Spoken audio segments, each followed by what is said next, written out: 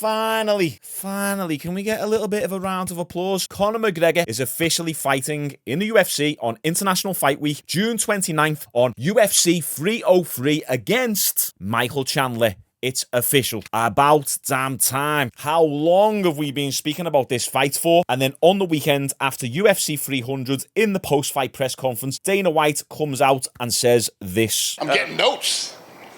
This has never happened before. Do you want to read them? June 1st, Newark, New Jersey pay-per-view. Main event, Islam versus Poirier.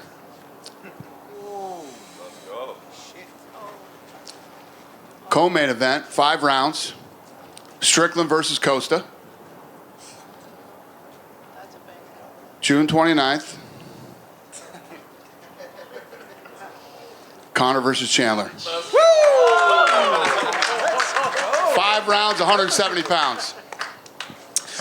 Who's got the next question? There we go, right there, baby. Let's go, baby. Okay, first off, before we talk about the Conor McGregor stuff, let's talk about the other announcements that Dana White has just made. So, on June the 1st, we've got Dustin Poirier fighting Islam Makhachev on UFC 302 for the lightweight championship. Now, I'm not doing predictions, but I think Dustin Poirier is going to get absolutely battered in that fight. And I actually don't think Islam is going to go for the grappling snooze fest. I think Islam is looking better and better with his hands. He's coming off that nasty Alexander Volkanovski head kick knockout. I think Islam is going to stand and bang with Dustin Poirier because Islam is the better version of Khabib, really. And I just don't think Dustin Poirier's got much of a chance. We've seen the problems that Bernard, how do you pronounce his name? Bernard Saint Denis, the French guy, the grappler. We've seen how much of a problem he gave Dustin Poirier with regards to the takedowns. Now, Dustin Poirier was latching up the guillotine a lot and stuff, but Dustin does get taken down fairly easy. But I think Islam's going to try and stand and bang with him. We're not here to talk about that, but also let's address the co-main event, Strickland versus Paulo Costa. Now, this is quite funny. Strickland posted something on his Instagram, which is hilarious. Let me just show you something first. This is crazy. We done this with Ryan Garcia a few videos back. Sean Strickland has been shadow banned on Instagram. Instagram like to say that there's no such thing as a shadow ban, but take a look at this, right? So I've typed in Strickland up to now. Don't forget, Sean Strickland's got 2 million followers, so he should be at the top of the page. Where is he? On here. Nowhere to be seen. Right, okay? So let's just type in the rest of his name. Strickland. Who else is called Strickland with 2 million followers? Nowhere to be seen. Right, Strickland MMA his username is.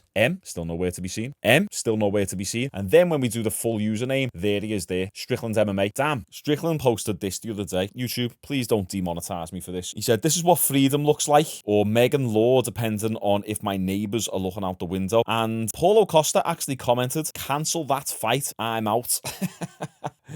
Oh, that's hilarious. Paulo Costa is quite funny. This will be a good fight. I'm looking forward to the build-up on this because Paulo Costa's got the trash talk because he can actually speak English, unlike Alex Pereira. But anyway, that'll be a banger of a fight. I'm not going to get into any predictions just yet. But anyway, back to the Conor McGregor announcement. There's a few questions to be answered here because how is he going to be after the 3 years away? 3 years out of the game is a very long time. Layer on top of that, the fact that he was out mainly due to an injury. He hasn't really been training. No sign of a fight on the horizon. Okay, the Michael Chandler thing, yeah, but Conor's been doing these side quests. He's been focusing on his business. He's been doing the Roadhouse movie. So incredibly distracted. We've seen the clips of him sparring, and to be fair, he still looks quite sharp. But is it going to be enough to go up against Chandler, who's had that activity? And two other things we need to consider. Will he be the same fighter physically? Like, is he going to have the same dynamic, explosive style? Is he going to possess the same power? Is he going to have cardio issues more so than he used to have? And will he be the same fighter mentally? Because when you've got that activity and you're fighting 2-3 times a year like McGregor used to, you've got that fighter's mentality, you've got that grit, you understand what it takes. It's now been 3 years since McGregor has done any fight camp preparation, which is grueling. It takes its toll on you. So that feeling of being in a fight camp is going to be somewhat unfamiliar to McGregor. For the Roadhouse film, he was focused on bulking up and eating as much as possible and getting jacked. Now he's going to have to diet down again. So Now, how is he going to cope with this mentally? Now, I believe, jumping ahead a little bit, that McGregor will be fine mentally because no one believes in himself more than McGregor does. He's somewhat delusional, but that's what you need in order to be one of the best fighters in the game. And then another thing, just to expand on that a little bit more, will the drastic physique changes impact his performance? I think about that Roadhouse film. Look how jacked he was. His neck, I was even saying it when I done the Roadhouse movie review on this channel. I'll pop that up in this top corner if you want to go and watch it. But the back of his neck and his traps, it was like he was on the roids. I personally don't think he was on the roids. Now, when you have these drastic fluctuations in your weight and you're going from 155 pounds right the way up to 200 pounds and then you're getting back down to 170, it does mess with your health a little bit. Look at someone like Paddy the Baddy, who's notorious, pardon the punchline, for bulking up and getting incredibly fat outside of his fight camps, which I believe hinders his performance and his progression a lot because you actually make the progression on your fighting skills outside of the fight camps. You're not learning new skills really within fight camp. Fight camp is more so about getting in shape. It's outside of the fight camp. That's when you're able to be a little bit more playful, try new skills, get those drills in. But if you're getting fat or you're incredibly jacked or you can't move like you usually do, you're not going to be able to learn those new skills. So McGregor got up to about 200 pounds for that film. I reckon now he's closer to about 180, maybe even a little bit lighter than 180. He's already lost all that bloat in his face. His face was like this before, and now you can see his jawline a bit more. He doesn't look like he's having as much Botox in his forehead. So I reckon he's about 180-ish pounds. Now, Dana White said that the fight is going to take place at 170 pounds, and there were previous talks of this fight taking place at 185 pounds, middleweight, but that's just McGregor being a little bit silly. He even said to Chandler in The Ultimate Fighter when they first met, he said, "Have they told you the weight that it's going to be at? 185, which would just be ridiculous because these both struggle with the cardio fighting at 185 pounds. So I'm glad that this fight is taking place at 170. Now, here is the thing. Are there going to be any title implications if Conor wins this fight at 170 pounds? Or even if Chandler does, but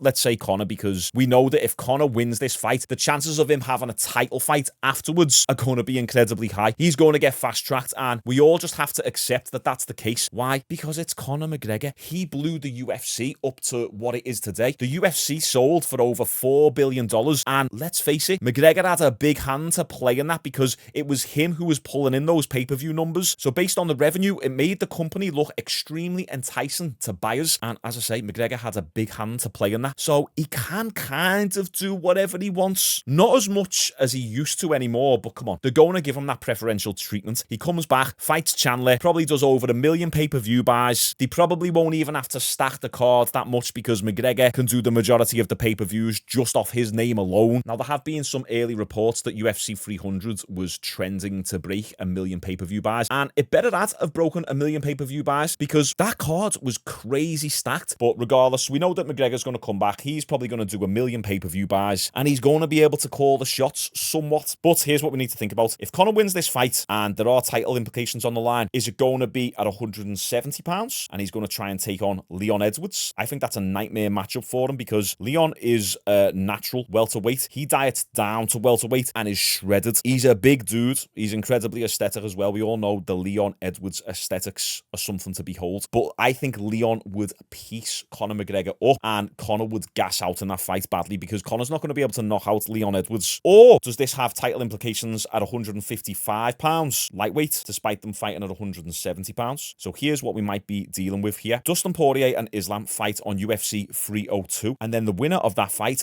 Islam, will fight the winner of the Conor versus Chandler fight. So let's just say it's going to be Islam who wins against Poirier. If Conor defeats Chandler, is he going to get a title shot at 155 pounds to try to reclaim his lightweight championship status? If that happens, and imagine if McGregor did win that fight against Islam, which isn't going to happen, that would be crazy. McGregor's got 2 fights left on his contract as well, so he's going to have this one against Chandler. If he wins this fight versus Chandler, are the UFC going to let McGregor go straight for the belt for his last fight on his contract, knowing that McGregor could then win the belt and then vacate it and leave the UFC in the lurch a little bit? Now that I'm thinking about it, I don't know if the UFC will let him do that, and then they know that McGregor can command a ridiculous fee for his next contract then in order for the UFC to keep him. If McGregor loses this fight versus Chandler, that's kind of sad. I think McGregor will take another year or 2 off, then he'll have one last fight, probably lose that fight, and then he'll retire. But it's just not good when these legendary fighters are going out on losing streaks. One thing that I'm definitely expecting is because McGregor packed on on so much mass and he was doing so much strength training. Expect McGregor to be the strongest version of himself that we've ever seen. I don't think he's going to look like the previous McGregor that fought Nate Diaz at 170 pounds, or even Cowboy Cerrone. I think he's going to look a little bit leaner and a little bit more filled out. With that extra muscle, though, is going to make for more cardio issues. So even though McGregor's not 200 pounds anymore, he's lost a lot of the muscle from that Roadhouse movie. Some of that strength will still remain. So even like myself at the moment, I'm not as big as I once was, but I've still got a good fundamental amount of strength there from when I was quite big. You'll keep the strength and some of that neural drive and that power despite losing the muscle. So I think McGregor's going to be strong in this fight, and he's going to need it against Chandler, because if Chandler decides to wrestle, which I don't think he will, I think Chandler knows the assignment here. Chandler understands if he comes out there and KOs McGregor, that shoots him up to superstar status. Look what happened with Diaz. People liked Diaz before the McGregor fight, but after beating McGregor, it just expanded his fan base so much more. So yeah, this is going to be interesting. The random sparring footage that we've covered on this channel, I think McGregor looks all right. I think there's some new sparring footage out now, so make sure you subscribe because we'll cover that on this channel. What you guys think of this return? Make sure you like this video. Subscribe for daily UFC, boxing, self-defense, martial arts content. Appreciate you all. See you tomorrow.